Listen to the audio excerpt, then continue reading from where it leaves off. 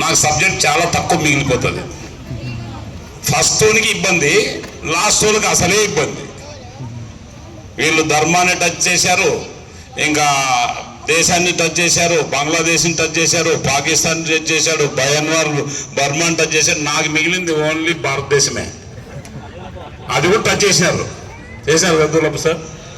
తో వేదిక మీద ఉన్న పెద్దలు స్వామీజీ నారాయణ స్వామి గారికి, అలాగే ఆర్ఎస్ఎస్ సీనియర్ కార్యకర్త, ఇందాక లెక్కల మాస్టరు అదేదో పరకతో కొడితే అందరూ దైవం అనుకున్నారే ఆయన మన దులప్ప గారు, అలాగే పార్వతి గారు వెళ్ళిపోయారు, రిటైర్డ్ పంచాయతీ ఆఫీసరు.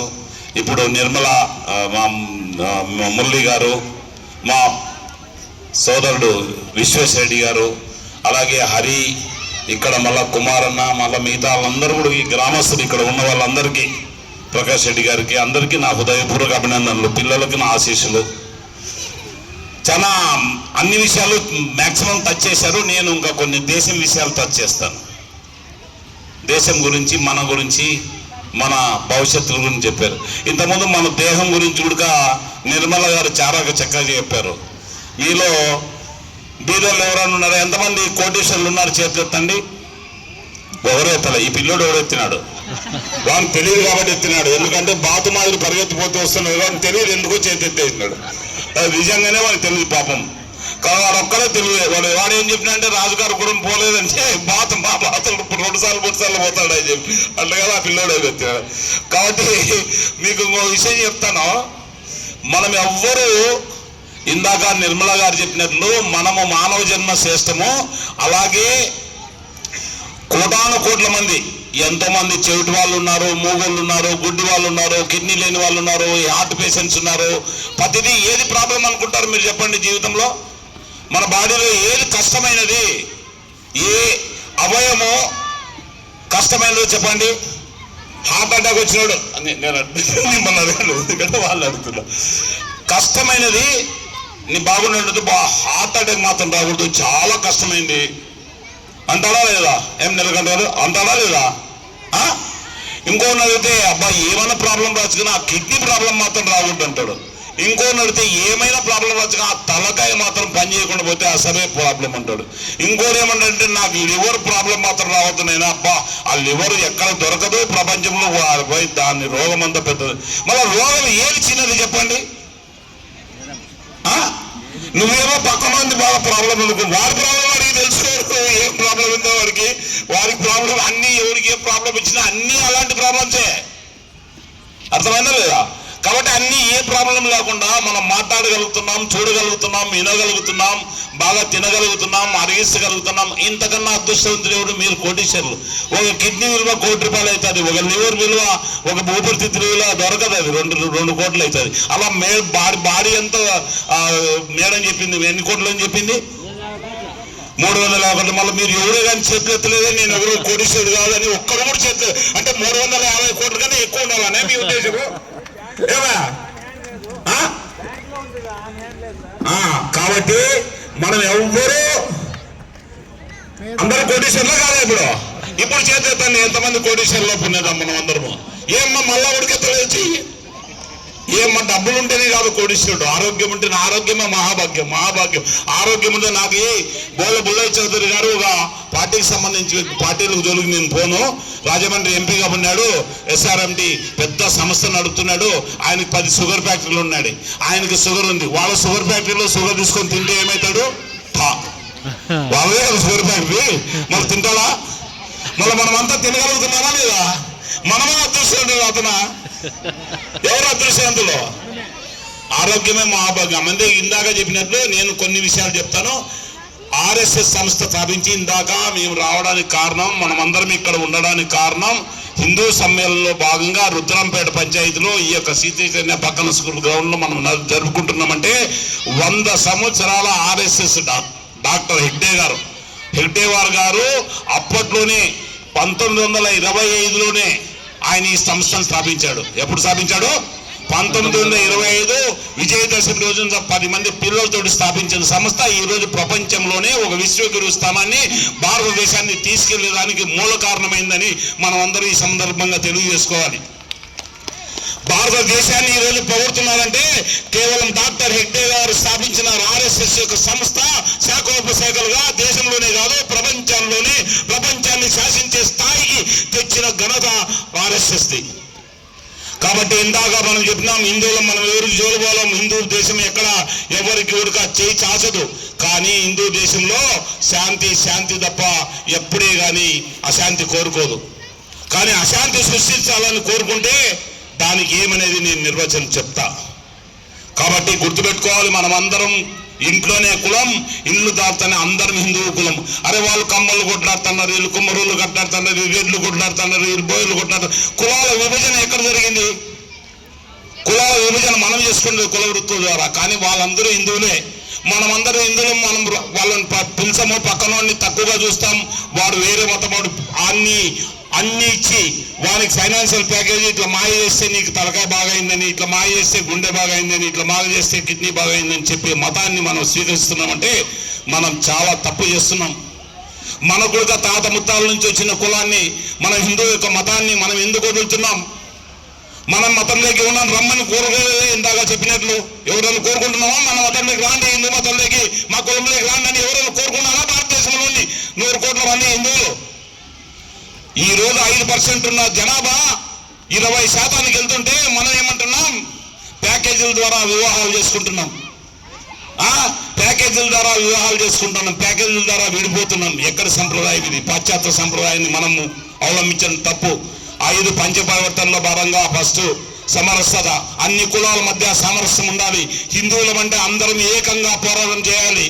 ఏదన్నా ఇష్యూ వచ్చినప్పుడు హిందువులు ఎవరికి వేరే వాళ్ళకి ధర్మాల పట్ల కించపరిచేది కానీ వాళ్ళని రెచ్చగొట్టేది కానీ చేయరు. రెచ్చగొడితే వదిలిపెట్టకూడదు అనేది కూడా హిందూ యొక్క సమ్మేళనం ద్వారా మనమంతా ఏకం కావాలి.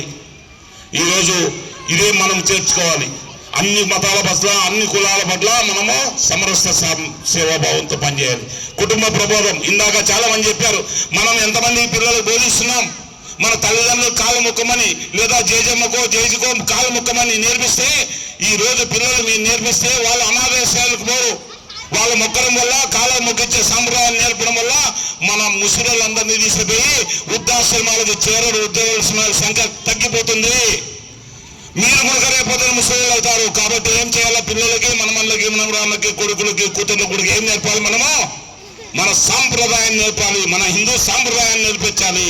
రోజు పోతానే స్కూల్కి బొట్టు పెట్టుకొని పోతున్నాడా లేదా పెట్టించి కానీ వాడికి అలవాటు నేర్పితే వాడు జీవిత కాలంలో తల్లిదండ్రులు మిమ్మల్ని చూడకమే కాకుండా ఈ యొక్క మీ యొక్క వంశంలో ఉన్న ముసలాళ్ళని చూసుకుంటాడు, సమాజాన్ని చూసుకుంటాడు, అతను బాగుపడతాడు. ఇందాక చెప్పినట్లు చేపలు పట్టేది నేర్పించాలి కానీ చేపలు తినేది నేర్పించకూడదు. కాబట్టి మనము విద్యలతో పాటు సంస్కారాన్ని నేర్పించాలి. నీకు ఒకటి గుర్తుపెట్టుకోవాలి, money is lost, nothing is lost. Money is lost, nothing is lost. డబ్బులు పోతే ఏమి కాదు, డబ్బులు పోతే ఏమీ కాదు. Health is lost, something is lost. Health కూడా ఒక రకంగా పాడైతే దాన్ని బాగు చేసుకోవచ్చు. When character is lost, everything is lost. ఏదైతే క్యారెక్టర్ లాస్ అవుతామో ఎవ్రీథింగ్ ఈజ్ లాస్ట్. నువ్వు అన్ని కోల్పోతావు. కాబట్టి దీన్ని మనం గుర్తుపెట్టుకోవాలి. అలాగే మనము మన గ్రామం బాగుందంటే 4 ఉండాలి ప్రతి గ్రామంలో. ఒకటి విద్యాలయం ఉండాలి, చదువుకునే పిల్లలు స్కూళ్ళు ఉండాలి. ఈరోజు ప్రైవేట్ స్కూల్ కూడా చాలా వచ్చేసాయి. మేము చదువుకున్న రోజుల్లో ఓన్లీ గవర్నమెంట్ స్కూలే. అది కూడా 20-30 గ్రామాలు కలిసి 5 కిలోమీటర్ల పామిడి యొక్క పెన్నా నది దాటుకొని మేము హై స్కూల్లోకి చదువుకునే వాళ్ళం. ఎవరైతే ఈత వస్తాడో మా గ్రామం నుంచి అక్కడ చదువుకొని పోయేవాళ్ళం. ఇప్పుడు మీకు ఈత కాదు కదా, ఏమీ రాకుండా సరే పక్కన హై స్కూల్ వచ్చి వెలిసింది, ఏ సమస్య లేకుండా. మీ అమ్మ నాన్న టిఫిన్ తీసుకొచ్చి ఇస్తారు, పెడతారు, మళ్ళీ తీసుకెళ్తారు. మమ్మల్ని 10th క్లాస్ వరకు ఎవడు చూసిన పాపాన్ని కూడా పోలేదు. మా తల్లిదండ్రులు కూడా ఎప్పుడే కానీ ఆ రోజు స్కూల్కి వచ్చిన పాపానే పోలేదు. మీకు మాత్రం పొద్దున ఒకసారి, మధ్యాహ్నం ఒకసారి, సాయంత్రం ఒకసారి, మళ్ళీ ట్యూషన్కి ఒకసారి, వాడిని ఇక్కడసారి ఇక్కడసారి అక్కడ తిప్పి తిప్పి తిప్పి మొత్తం 24 గంటలు దానికే సరిపోతుంది. అప్పుడు డజన్ మంది పిల్లలనే ఎవరు పట్టించుకునే వాళ్ళు లేరు. ఇప్పుడు ఒక పిల్లడికి బరువు అవుతుందని తాత అవ్వ అందరూ కంప్లీట్గా వారం మిడితే పిల్లలు మిడితే. కాబట్టి ఈ సమాజం నుంచి మనము మేల్కొనాలి. ఇందాక మనం 80-20కి వచ్చాము. 5% ఉన్న ఇతరులు ఈరోజు 20% వచ్చారు. మనం 95% మనం 80% వచ్చాం. సంపద ఉండాలా, సంపద ఉండాలా. ఇంతకుముందుకు చెప్పినట్లు వ్యక్తి నిర్మాణంలో భాగంగా సంపద ఉండాలా, సంపద ఉండాల్సిందే. దాంతోపాటు మన సంపద కూడా ఉండాలి. ఏం సంపద ఉండాలా? మన సంపద అంటే ఏమి? సంతానం ఉండాలా. సంతానం లేకుండా సంపాదించే ఏం ప్రయోజనం? ఉండొచ్చు కూడా మహానుభావులు, కానీ మనకైతే సంతానం ఉండాలా. సంతానం ఎంతమంది ఉండాలా? కనీసం 3 ఉండాలి. 3 లేకపోతే రామ, లక్ష్మణుడు, శత్రుఘ్నుడు, ఇంకేమప్ప భరతుడు. ఇప్పుడు అంత ఓపిక లేదనుకో, కనీసం 3 అన్నా విష్ణువు, బ్రహ్మ, మహేశ్వరుడు, ఇలా 3 ఉండాలి. కాబట్టి ఇది కొంచెం పెంపొందింపజేయండి. నేను దాని విషయాల్లోకి ఎక్కువ పోలేను, ఎందుకంటే నిర్మల గారు ఆ సబ్జెక్ట్ చెప్పారు కాబట్టి నేను విశదీకరించి చెప్పాల్సింది వస్తుంది. అది కుటుంబ సంపద, కుటుంబ ప్రబోధం. మన కుటుంబం నుంచి మన హిందూ ధర్మాన్ని గురించి చెప్పాలి. 3వది పర్యావరణాన్ని రక్షించాలి, చెట్లన్నీ రక్షించాలి, పెంచాలి, దాన్ని తుంచకూడదు. దీని ద్వారా మనకు ఆక్సిజన్ ఇస్తుంది, కానీ అది ఇచ్చేది కానీ తీసుకోవడం ఏమీ లేదు. మనకు ఆక్సిజన్ ఇస్తుంది, తీసుకోదు, అది ఏది జీవితాలను ఇస్తుంది. కాబట్టి దాన్ని కాపాడాలి. 4వది వచ్చేసి మనం పౌర విధులు, మనం రైట్స్ కాదు, డ్యూటీస్. మనం ఏం చేయాలి, మనం ఇది దేశం మనకేమి ఇచ్చింది, మనం దేశానికి ఏమీ లేదు అనే భావన కాకుండా మనం దేశం పట్ల అంకిత భావంతో ఉండాలి, దేశభక్తితో ఉండాలి. భారత్ మాతకి చేయని అందరూ అనాలి. భారత్ మాతలో పుట్టిన ఇతరులు కూడా భారత మాత బిడ్డలే. ఇతర కులాలకు సంబంధించిన వాళ్ళు కూడా వాళ్ళు భారత మిత్రులు కాదు. జపాన్లో పోతే జపనీస్ అంటారు, చైనా వాళ్ళని ఏమంటారు? చైనీస్ అంటారు. పాకిస్తాన్ వాళ్ళని ఏమంటారు? పాకిస్తానీస్ అంటారు. భారతదేశంలో హిందూస్థానీస్ అంటారు. హిందువులనేమి హిందూ దేశాన్ని ఏమంటారు? హిందుస్థానీ అంటారు. మనం అందరిలో ఈ ఉన్నోళ్ళు అందరూ కూడా సిక్కులు కానీ, బౌద్ధులు కానీ, క్రైస్తవులు కానీ, అలాగే ముస్లింలు కానీ అందరూ భారతదేశం బిడ్డలే. కానీ వాళ్ళు కూడా అదే భావంతో పనిచేయాలి. వాళ్ళకు వ్యతిరేక భావన ఉండకూడదు, వాళ్ళకి పాకిస్తాన్ పట్ల ప్రేమ ఉండకూడదు, వాళ్ళకి బంగ్లాదేశ్ పట్ల ప్రేమ ఉండకూడదు, వాళ్ళకి శ్రీలంక పట్ల ప్రేమ ఉండకూడదు. భారతదేశం అంటే అందరి కన్న తల్లి. కాబట్టి మనం గుర్తుపెట్టుకున్నాం, ఈరోజు దేశము ఆర్థిక స్థితి 11వ పరిస్థితి నుంచి గత 11 సంవత్సరాల్లో 11వ ఆర్థిక స్థితి నుంచి ప్రపంచంలో 4వ దిశ ఆర్థికంగా ఎదగడమే కాకుండా జీడిపిలో 3వ దిశగా వెళ్ళి 2047కు 100 సంవత్సరాలు భారతదేశానికి స్వాతంత్రం వచ్చిన సందర్భంగా ప్రపంచంలో విశ్వగురు స్థానాన్ని భారతదేశం పెంపొందింపాలనే ఉద్దేశంతో ఈరోజు భారతదేశ ప్రభుత్వం పనిచేస్తూ ఉంది.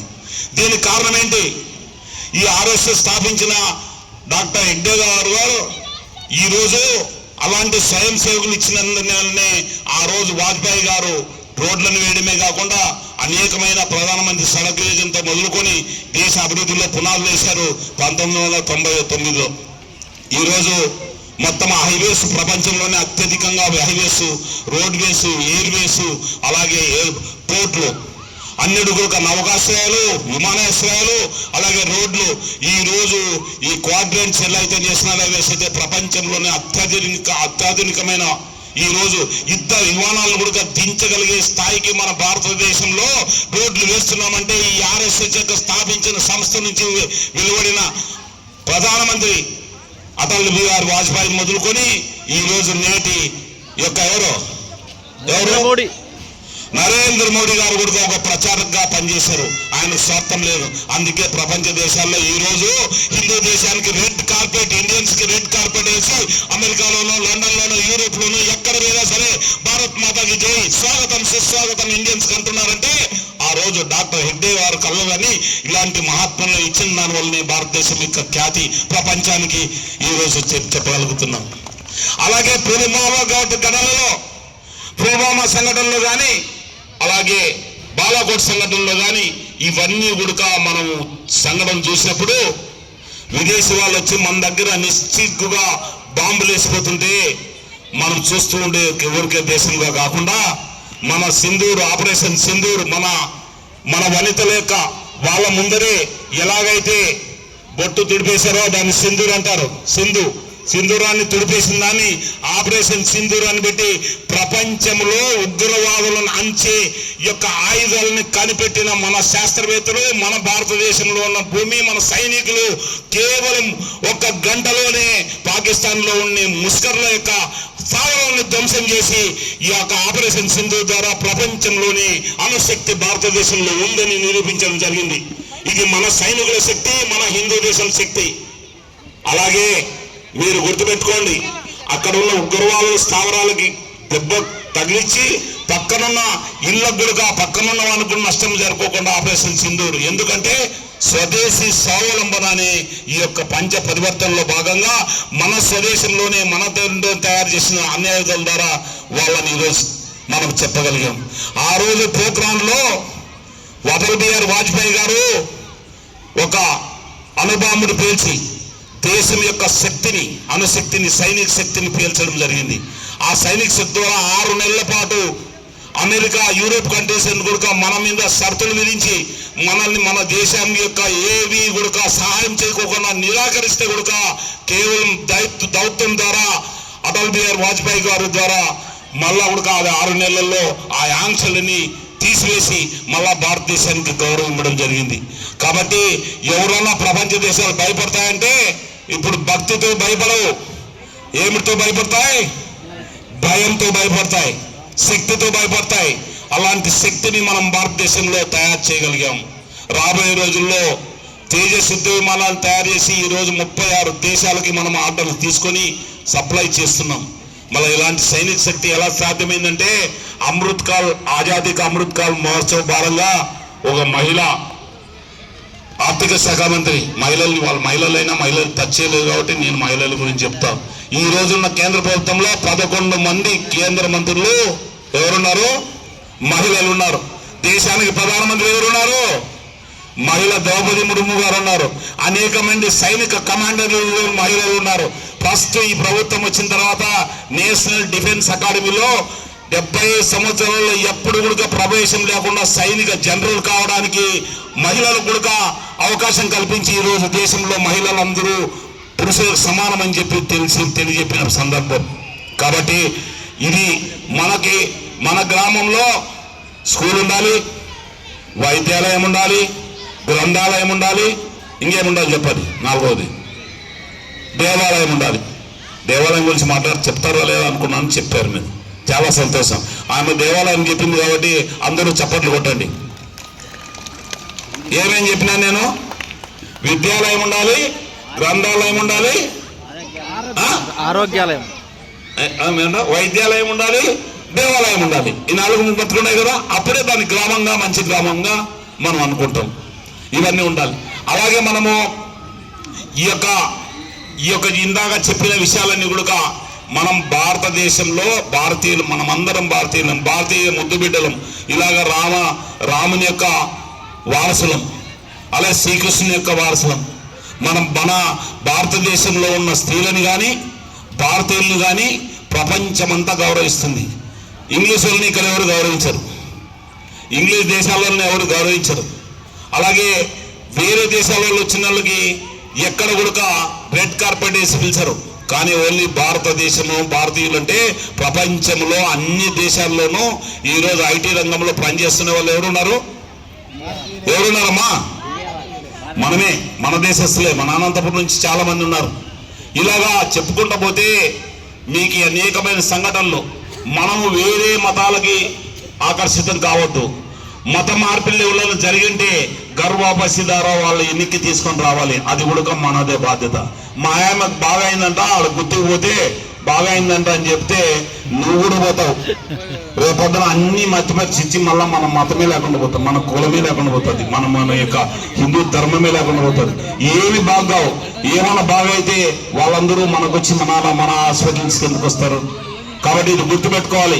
మనకెందుకంటే బీదతనం ఉంది. బీదతనంతో మనం ధర్మాన్ని నమ్ముకోకూడదు.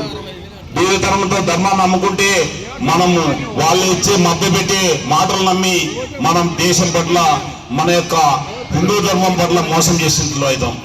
కాబట్టి ఎవరన్నా అట్లాంటి వాళ్ళు ఉన్నా పోయినా బ్రహ్మ పెడితే వాళ్ళని మళ్ళీ ఉడక వాపసు తీసుకొచ్చే బాధ్యత కూడా మన పైన ఉంది. మన వాళ్ళు శత్రువు కాకూడదు. వాడు మనకు వేరే మతంలోకి చేరితే మనకు శత్రువు అవుతాడు, పెద్ద శత్రువు అవుతాడు. కాబట్టి అది దేశానికి చాలా ముప్పు. ఇదంతా జరగాలంటే ఏం చేయాలి? మనం వేరే మతాలకి మారుతున్న హిందువులను కూడా గర్వాపసి తీసుకురావాలి. ఖచ్చితంగా మనం అందరం ఐకమత్యంగా ఉండాలి. మన పట్ల ఏదైనా దాడులు జరుగుతాయి, మన దేవాలయం పైన దాడి జరిగింది, మనం అందరము ఒక దేవాలయం కొలుస్తామా, ఒక కులానికి పోతాం. వాళ్ళు ఉండొచ్చు, కొన్ని కులాల వాళ్ళకు ఉండొచ్చు, కానీ మనం అందరం కలిసి రాముని మందిరంలో అందరు పోతామా లేదా? అందరు పోతామా లేదా? ఆంజనేయ స్వామి టెంపుల్ పోతామా లేదా? అలాగే అందరం పోతాం. కాబట్టి మనం అందరి ఇష్యూ కామన్ కాబట్టి ఆ కామం ఆ దేవాలయం కోసం అందరం పాటుపడాలి. కనీసం వారానికి ఒకసారైనా ఆ దేవాలయానికి పోయి పూజ పునస్కారాలు చేయాలి. ఏమన్నా చేస్తారా లేదా? చేద్దామా? గతంలో ఇచ్చిపెట్టినామా? ఇప్పుడన్నా చేద్దామా? ఇందాక చెప్పింది మేడం, చాలా చెప్పింది. మేడం చెప్పింది కాబట్టి ఇబ్బంది లేదు కదా. ఏం చెప్తే ఇబ్బందా? అందరం కలిసి ఆ పని చేద్దాం. కాబట్టి ఒక సైనిక అధికారిగా చెప్పేది ఏంటంటే, భారతదేశం కన్నా భిన్నమైన దేశం ప్రపంచంలో ఒక 71లో అడిగారు. 1977లో ఎవరున్నారు? ఎవరన్నా ఉన్నారా తెలుసా? Chief of the army staff. 1977 పాకిస్తాన్కి మనకి యుద్ధం జరిగినప్పుడు ఎవరున్నారంటే జనరల్ మానేక్ష గారు ఉన్నారు. జనరల్ మానేక్ష గారే చెప్పారు, మీరు గెలవడానికి కారణం ఏంటి? భారతదేశం సైన్యం దగ్గర అన్ని వస్తువులు లేవు కదా, ఎలా గెలిచారు? పాకిస్తాన్కి అమెరికా సపోర్ట్ చేస్తూ ఉంది కదా, F-16 యుద్ధ విమానాలు సపోర్ట్ చేసింది కదా, మీరు ఎలా గెలిచారు అని చెప్పారు. ఆయన అన్నాడు, భారతదేశ సైనికులు 90% ప్రపంచంలోనే సమర్థం కలిగిన సైన్యం భారత సైన్యం. 90% సైన్యం భారతదేశంలోనే కాదు ప్రపంచంలోనే అతి శక్తివంతమైన సైన్యం అన్నది. ఆ శక్తివంతం ముందల ఆయుధాలు పనిచేయలేదు, F-16 పనిచేయలేదు. ఆ యుద్ధంలో మేజర్ హోషియార్ సింగ్ అనే వ్యక్తి ఈరోజు కర్నల్గా బతికున్నాడు. ఆయన పరమ్వీర్ చక్ర. ఆయన చనిపోయినాడని చెప్పేసి డిక్లేర్ చేశారు బేస్ హాస్పిటల్లో, ఆర్మీ బేస్ హాస్పిటల్లో. ఆయన చనిపోయినారు మేజర్ హోషియార్ సింగ్ అని. కర్నల్ హోషియార్ సింగ్ చనిపోయాడు. ఆయనకు ఒక కాలు మీద యుద్ధ ట్యాంక్ పోయింది. యుద్ధ ట్యాంక్ పోతే ఏమైంది? కాలు కట్ అయింది, రక్తం వచ్చింది, రక్తమైంది. ఆయన ఇంకొక కాలుతో ఈడ్చుకుంటూ పోయి 9 పాకిస్తాన్ F-16 ట్యాంకులు కూల్చాడు. అలాంటి వ్యక్తి పుట్టిన దేశం ఇది.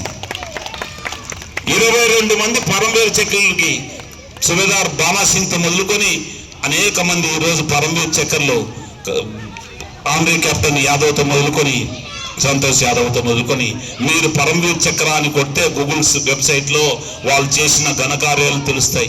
ఈ దేశం కోసం 22 మంది మాత్రమే పరమవీర్ చక్ర గ్రహించారు, దేశం కోసం పోరాడారు. మళ్ళీ ఆయన చనిపోయినాడని డిక్లేర్ చేసే ముందర ఆయన బతికాడు. కర్నల్ హోషియార్ సింగ్ బతికాడు. చూడండి విచిత్రం ఏంటంటే, యుద్ధ ట్యాంక్ కాలు మీద పోయి ఇక్కడ గుండె పక్కన 10 బుల్లెట్లు గాయమైతే గుండె ఒక్కటి మాత్రమే తగలేదు, చుట్టూ కాల్ చేశారు పాకిస్తాన్ సైనికులు.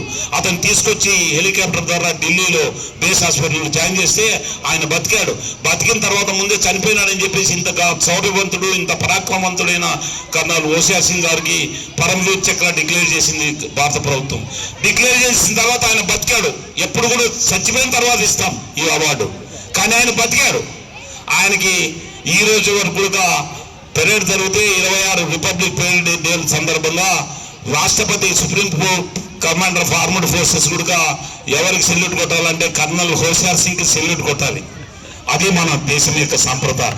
అదే పరమ విశిష్ట సేవా మెడల్ PVC.